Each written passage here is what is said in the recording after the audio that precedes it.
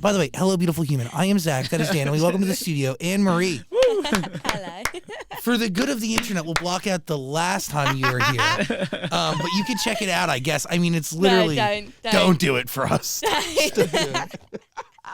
No, I was so worried that I wouldn't get a second chance. Yeah, it was close. I was like, You were, right? You had to have been. No, but I do remember it, and I don't remember a lot. So that's saying something. Oh, shit. Yeah. Well, because I remember, and maybe we'll talk about it now or whatever, but I pulled out an exclusive question on you that they made me take out. Yeah. But then it later comes up in a New York Times special that you were one of the voices on the middle.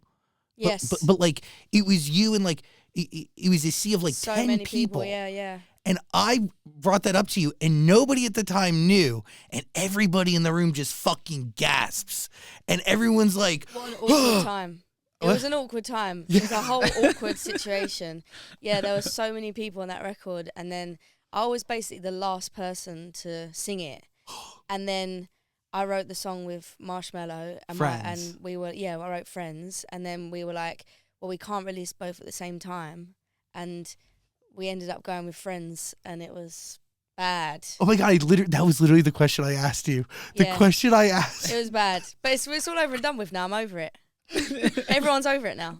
Yeah, but people do move on, and because what ends up happening is like maybe 6 months later, it comes out that there was actually 10 vocalists because at the time, I met the producers at a party and they like revealed this to me, and I'm like, oh fuck, you're really gonna tell me this? I'm gonna sit on this, and then I'm sitting on it for months until somebody comes on the show and I can whip it out, and I whipped it out and I shouldn't have whipped it out. It was silence. It was like, I think somebody vomited in the corner. Like it was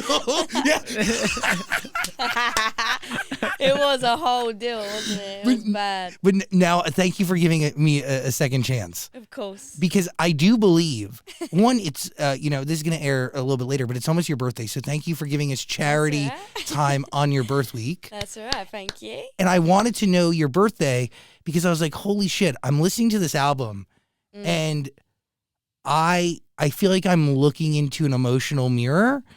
I mean, I am crazy. Yeah. I am crazy, and love makes me even crazier. Mm-hmm.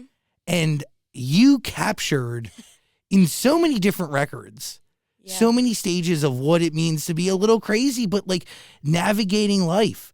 And you touch on mental health, you touch on literally everything, but they're wrapped in pop fucking smashes, and it's so weird, but it's fucking amazing. It's so weird. It's so weird. Yeah, I felt like I had to go into every stage of unhealthiness in a relationship wise, because you can be unhealthy and like, this is really bad unhealthy. But then there's another unhealthy where you're just completely obsessed, where in your mind you think it's completely fine, but actually it's really still unhealthy. So the theme of it is, it's a roller coaster. Oh, you just gave me goosebumps because oh my God. Are you okay? No. Malfunction. Like the short answer is no. The long answer is I'm literally going through so many of these records in real time, and that's what makes me really nauseously ill. Oh, sorry. Yeah, like I don't even know where the fuck to start. Like, do I start with "Kills Me to Love You" because it like crazy. Yes, I know. Where are you? When you're crafting a record like that, are you coming off of something that's intensely heated, or are you only in a place where you can look back and really analyze what you had? Most of the time I write whilst I'm going through stuff, and it doesn't make sense until like 2 weeks later to me. So I wrote that record because love songs are a no for me. I don't really write love songs, and I always write about bad experiences and try and make them funny. So that's what I try and do. But this time I was like, I want to write a love song, but I can't write a love song. Like, it's hard to be lovey and cute. So in this love song, it's just the craziest version of what love is to me, like the deepest love. Well, because it is love, even though it's incredibly unhealthy. Yeah. Yeah. Which totally been there. Yeah. maybe bad, currently but there. It's good. Yeah. It's the best. But it's so bad. Well, because when it's really bad, then you have the ability for it to be really good. Yeah. But I think if you're in a situation where you're like licking up somebody's tears, like it is a thing. Like there's a moment where you go, maybe this is too unhealthy. Literally. Well, like tears are weird for your stomach. Yeah. Oh. Yeah. Salty. They are very salty. I drink a lot of my own tears. Very sad. Yeah. Yeah, there are a lot of vibes on the album. But okay, but it kills me to love you. Yeah. Is that your favorite? No, I have a bunch. Oh. Obsessed is so fucking good. Yeah, taking it back to my musical days. Mainly because when you say a line, you use Timbuktu in that song. Mm-hmm. Good shout out. You also talk about killing somebody for another person, which is a phrase I'll use to really express that I love you. Do you know what's so weird? What? When you sing this stuff, it doesn't sound as harsh, and then you say it, and I'm like, holy shit, I said that in a song. You did. What the fuck? It's actually mental. No, so honestly, I thought you were ripping shit out of my brain, but like really deep, dark stuff that I wouldn't share with anybody. Yeah, because that's what when you're in the studio, you actually just say loads of shit that you wouldn't normally say in real life. And then you have interviews with people and they say it in real life. And then you're like, oh, maybe I should go and see my therapist. But there is some reality reflected in these records. Mm-hmm. There has to be. Yeah, all of it. Yeah. Every single song is reality for me. So, yeah. Okay. Is it embarrassing to share with somebody obsessed? Yeah.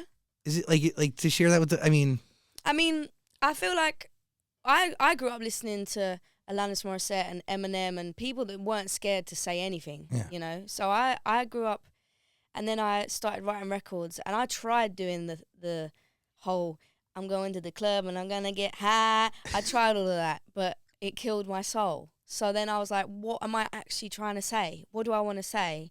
And then went back into that Alanis Morissette and Eminem and Kendrick and Lauryn Hill and all those kinds of people who say stuff, and I just was like, I have to write about what I'm going through. There's no other way.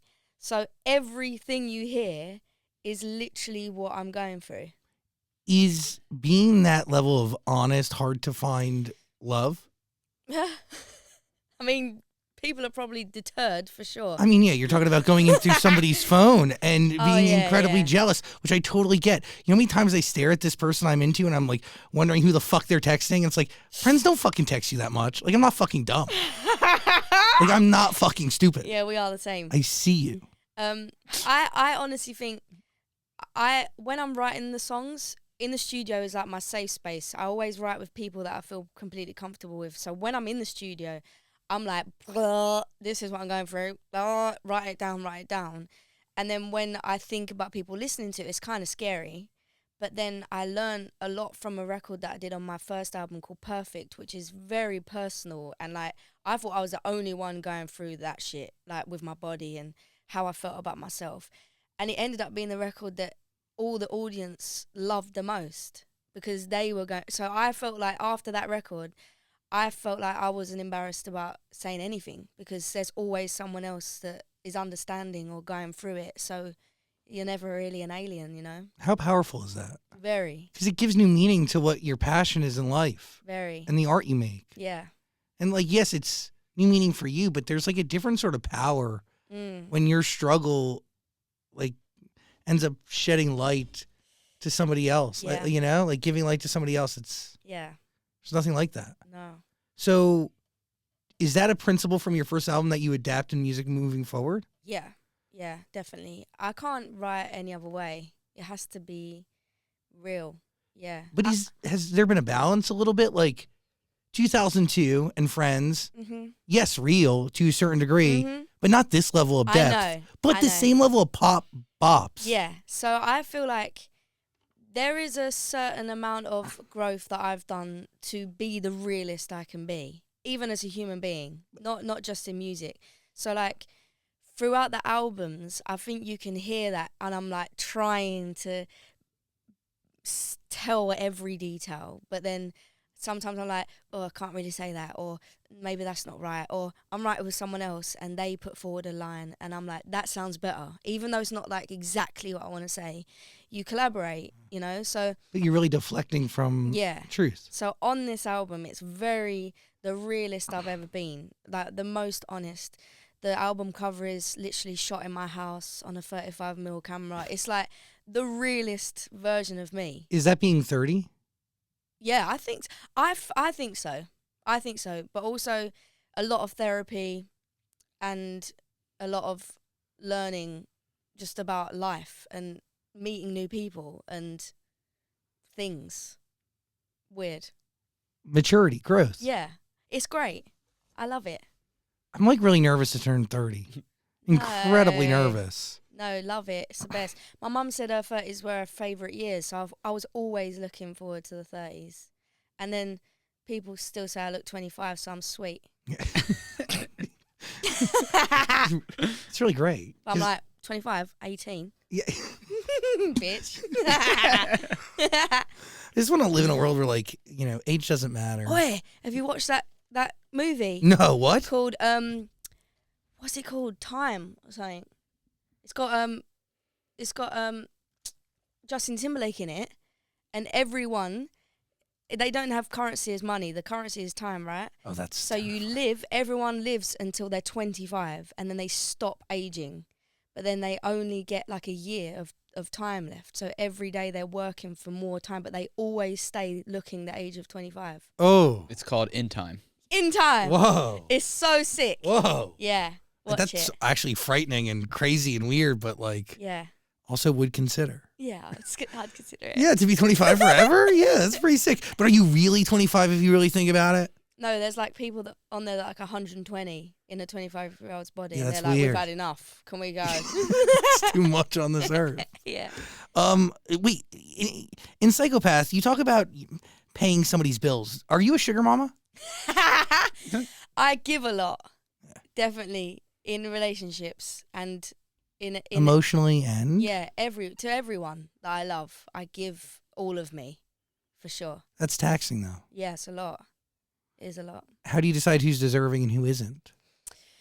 I'm always been very good at feeling people and meeting them and just knowing if they're good or not. I've always been good at that. Haven't I, Jazz? Jazz is like, if you meet them, I'll know who they are and how they are. But I normally have just a few people close to me at all times. Like, I don't have loads of friends, you know? Yeah. So I keep a few close. And then those particular people I give a lot to. Has it been the same people pretty much? Yeah, always. That's really special. Yeah, it is. That's like, you know, you're investing in each other. Yeah. I'm still waiting for my... No, I'm joking. My half. I mean, it is fascinating though. Like there is like when somebody, is it hard to find love due to this idea that you're very famous? Money is, I'm assuming, is not an object. You've had so many fucking hits. It's actually makes me nauseous to wrap my mind around. Does that make it harder to find genuine love? It's definitely a thought, for sure. But I was with someone for ages, and I was stuck with them. I chose to stick in that situation because probably of that fact of if I come out of that, who would be with me for me, you know? So I was in that. But then that was bad. That was a wrong decision, and I was in that relationship for ages. But I got out of it. And you eventually found somebody new, right? Yeah. You're with somebody now. Yeah. Thank God.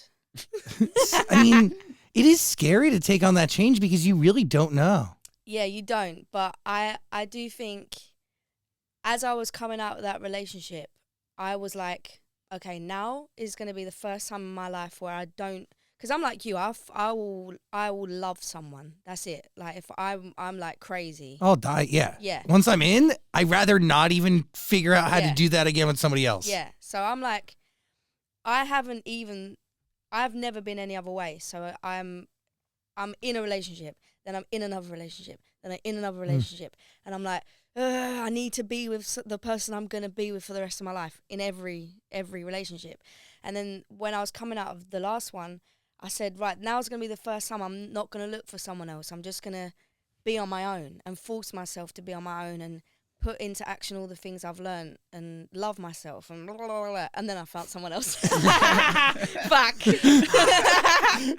And this album is born out of what? What stage of life? This was after I'd met the new person. Okay. Yeah. So the first few songs are about the past relationship. Got it. Then Obsessed is the start of the new one. And then it kind of gets obsessive, and then towards the end it actually starts calming a bit and being a bit normal. Okay. We'll stay in the crazy section, then we'll get to the normal section. I mean, I don't know. Irish Goodbye seems a little crazy still. That is crazy. Are you equating an Irish Goodbye to a relationship? Okay. So this point in the album, I wanted an interlude. So the first version of this song was called Lullaby, and it was about it was a 40-second song about how, this is a bit cringe actually, but how you don't want someone to sing you to sleep, you want them to fuck you to sleep.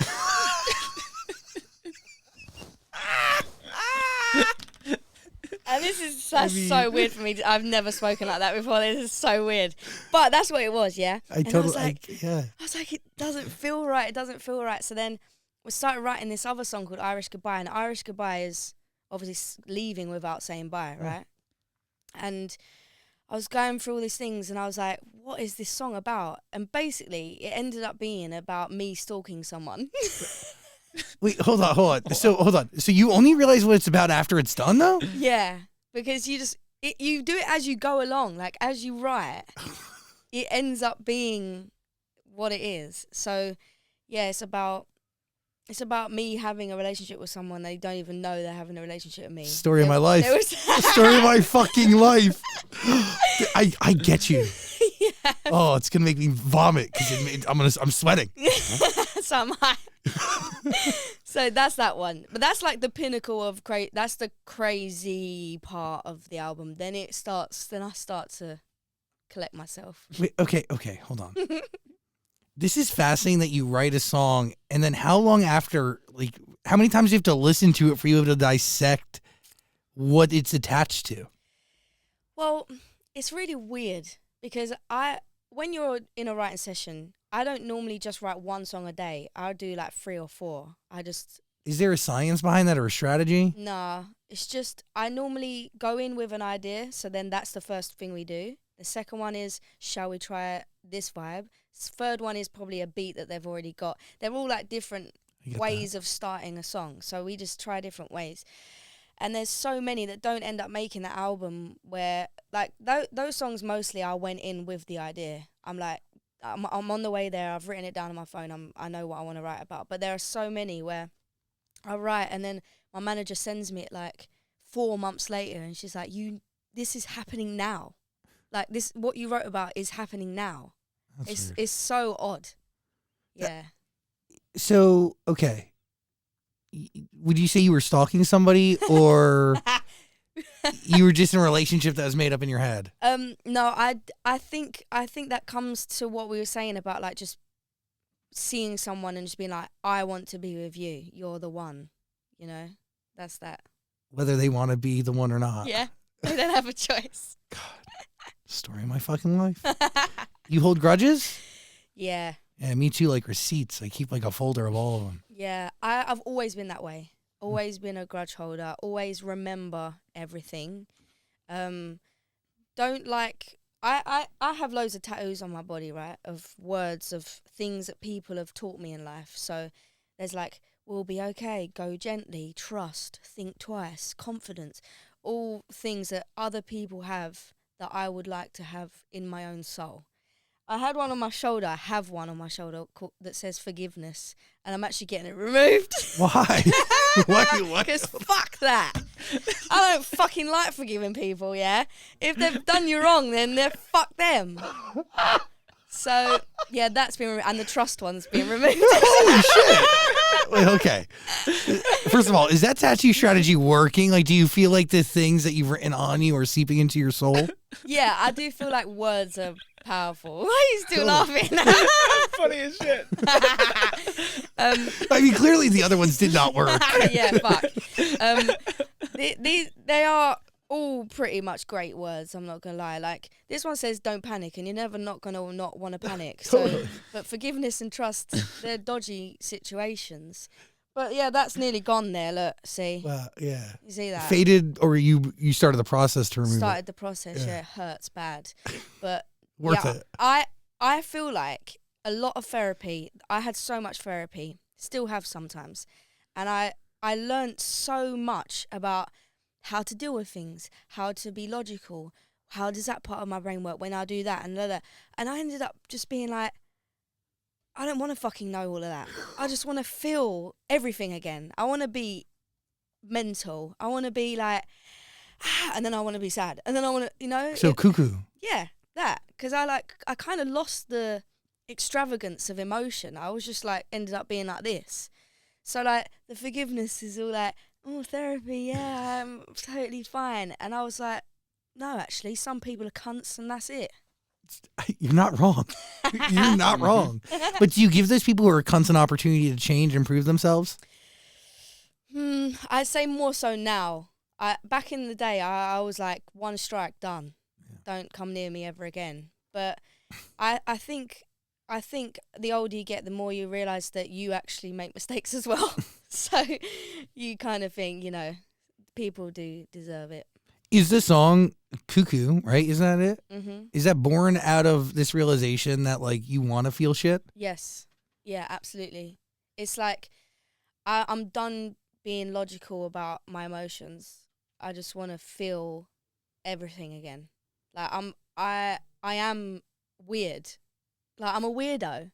And I'm crazy, and I'm loud, and I'm sad, and I'm depressed, and I'm angry, and I'm happy. And that's okay. Then that's sweet. I'm fine. As she laughs like a crazy bitch. She's totally okay. Yeah. Oh, it's fucking amazing. Yeah. I mean... I love it. But you've been open about your OCD though, and yeah, you manage your mental illness, and that comes in waves. Every day is different, right? Mm-hmm. And yeah, to each their own. But the fact that you've talked about it over the years, I have the utmost respect for you. Thank you. Well, because a lot of people don't do it, you know. Yeah. And the more you don't talk about it, the more stigma is built up around it, and mental health is the same thing as physical health, you know. Yeah, exactly. Every interview I have about it and who speaks about it, I try and just put it in the most simple thing that it's a brain. It's not an imaginary bad thing that's happening to us. It's just a thing. Like, if you hurt your leg, you go to the doctor. Yeah, and that's it. And you get it fixed. So, it's another fucking organ. Yeah, it's hard. You just try and simplify it as much as possible. But that's what I think, that same with the same song, Perfect to Me, and also a song called Machine from my first album. I speak about my mental health, and so many people congratulated it almost. And I was like, well, that makes me want to just write more shit about it. So I just kept on going. And even more great when you go to other countries where mental health isn't really still spoken about. Because in the UK, it's kind of fine to talk about it now, you know? And in other countries you go to and they're like, ooh, you go into a therapist. Like, what? And I'm like, I get to sing those songs to a crowd of people who are probably like, why are you saying that? But it starts the conversation. Oh my, and that is the most important thing. Yeah. To at least start something. Mm-hmm. And you talk about, are you able to notice, like, all the songs you've written about your mental health over the years? Is there a through line or a difference between each record? Or does it capture you where you're at in that moment? It definitely captures where I'm at in that moment. But there is a through line of, no matter how weird you think you are, there are other people that are feeling exactly the same. So in the end, you're not the only weirdo. Amen. Amen. Yeah. Is it weird to listen back to those other records now? Yeah. It's weird reading the book that I wrote. I wrote a book, and it's weird reading that because at that time it was lockdown, and that was the lowest I think I'd ever been. So writing that in that moment in time, and then thinking about writing another book, it's like I actually just want to say, don't even just burn the other book.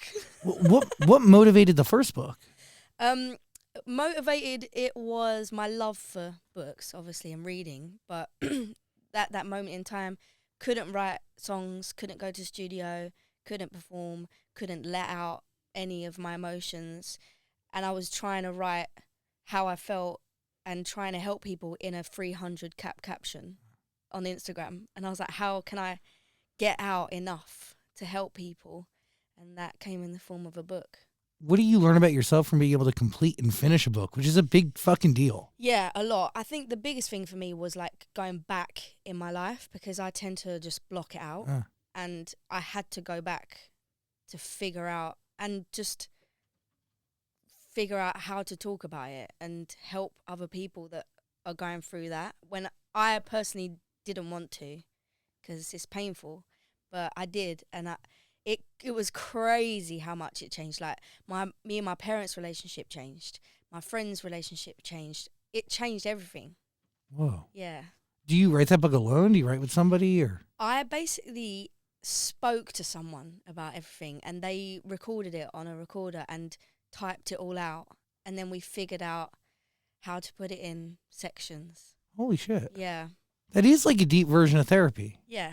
Well, and it is interesting because like that is looking back, Mm-hmm. whereas your music is very present and forward, right? Yeah. It's like not necessarily reflective always. No, I don't normally do that, and it's rare when I do. It's quite overwhelming to reflect, I think. Yeah. So I tend to not. But I was saying earlier, I was speaking to someone, they were asking me questions about my past, and it's so mad, like, because you do actually need to look at that sometimes to see how far you've come or to figure out some problems or, you have to, but I don't necessarily want to. Yeah, because it's scary as shit. Yeah. It is frightening. How many times have somebody on this promo tour talked to you about you doing karate? A lot, but I love it. It's fine. I love it.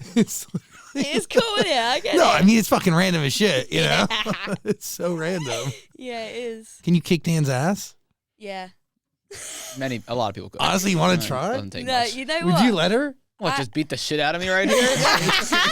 You offer me up for it. You know what?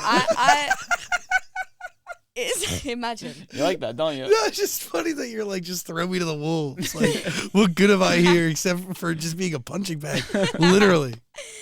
Yeah, I started karate when I was 9 years old. Discipline. And I was such an angry, horrible teenager. It was like the perfect duo for my mum and dad. Get your rage out. They were like, go to karate, please. Because, like, it is like really technical, right? Like in order to get really good at it, like it's very precise and it's the whole thing. That's my brain. Like when people talk about this career and they talk about karate, you have to focus a lot. Like you have to concentrate, and I need to do that. Otherwise, I'm just like, I don't know what I'd be doing. What part of your job takes the most concentration? Every part. I guess the writing of the music is like the most important because that's where everything stems from.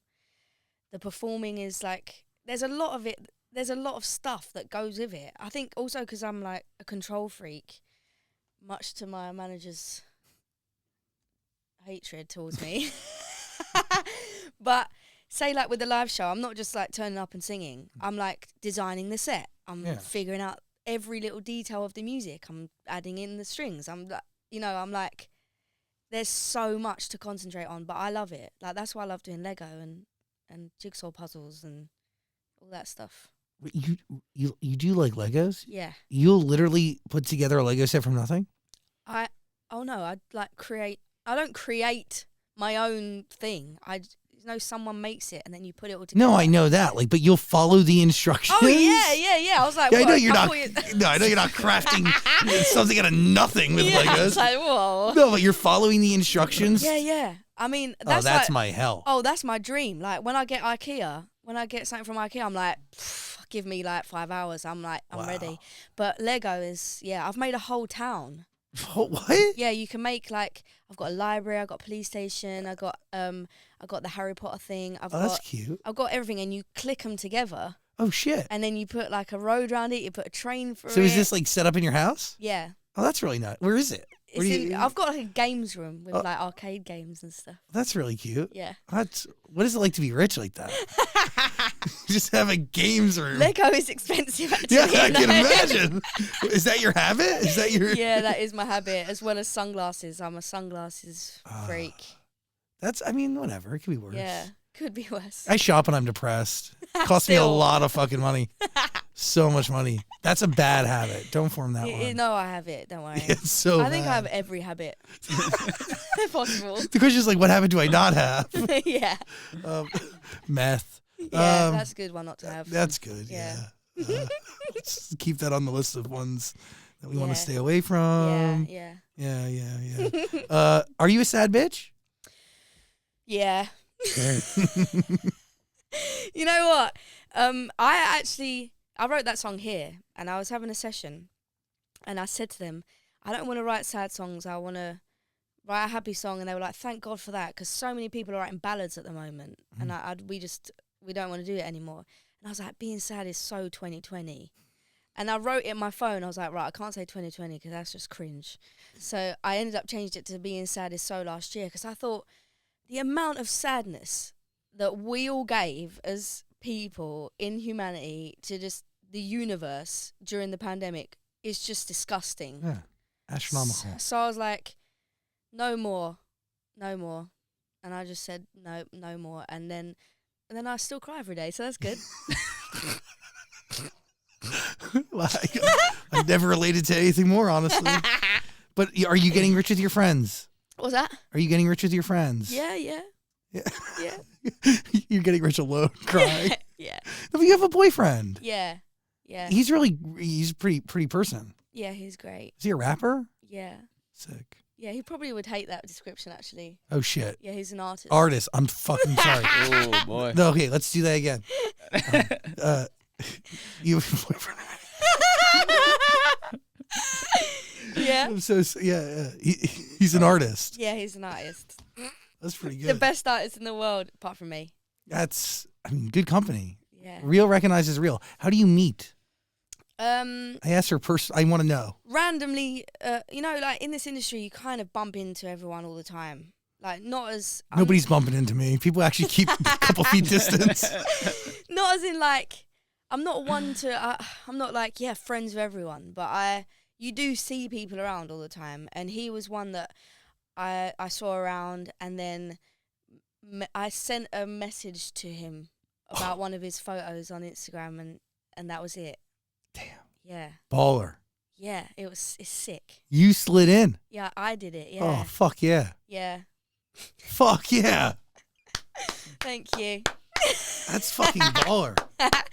Yeah. Damn. That's... God, you hear that, kids? Slide in, because you never know what may happen. Slide right in, kids. Do you know when it's love? Like, do you know love? Because you mentioned that in actually one of your songs. Like knowing that it's love because you've never felt it before? Yeah. I've like I said before, I feel like I've loved so many people. And when you're in it, you feel like this is the biggest love I've ever felt, right? And then when I met this person, I was like, nah, nothing compares. Nothing before compares. I don't know whether that means that I didn't love them. It just means that I haven't felt anything like this one before. I'm in that situation right now. Are you? Yes. Yes. But I keep being in this place of like, am I just moving the goalpost of like what I've defined love as or what I feel love can be and is? I don't know. No, I definitely know that this is it, Damn. Yeah. Knock on that wood right there. Yeah, shit. Give me all the wood. No, around here. that's a good thick piece of wood. I knock on it yeah. all the time. good bit. I love knocking on wood. Anne Marie, you have a brand new album out. Yeah. Everyone should listen to it. We're going to put a link in the description below, but you can also listen to all of Anne Marie's music, on Amazon Music. Thoughts? I didn't get to hear the album. No way! Oh, Jesus Christ, Dan. I found out 5 minutes before you came in. That's what we were talking about. I was like, great. Okay, you have anything else to share? Or is we're going to let her kick your ass? Well, Baby Don't Hurt Me sounds exciting. Oh, yeah. Yeah. That's that. We done the music video to that yesterday. Oh, that's what David Guetta and Coi Leray. Yeah. That's going to be a smash, yeah? Yeah, I think so. What is the process of a song like that? It's different than your own album, right? Yeah, exactly. It's always been a struggle for me, collaborations like that, because I'm so like, I need to be so authentically me.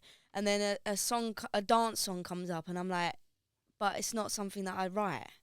So How do you balance? It's like a struggle. But I think the older I've gotten, the more I just understand that music is music and someone is going to be happy if they listen to that song. It kind of don't fucking matter. That's it. So, and I love David, and Ed Sheeran wrote it, and it's like my family, and Coi Leray's sick, and yeah, it's become a thing where I just don't have a ick towards anymore. I just fucking love any music. But isn't that like a beautiful place to come to? Yeah, it is. It's so much more relaxing.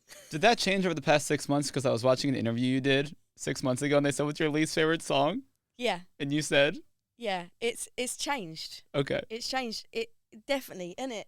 It's really recent though, like really recent, because I've always fought with this collaboration thing and music that's not completely like yours. Me.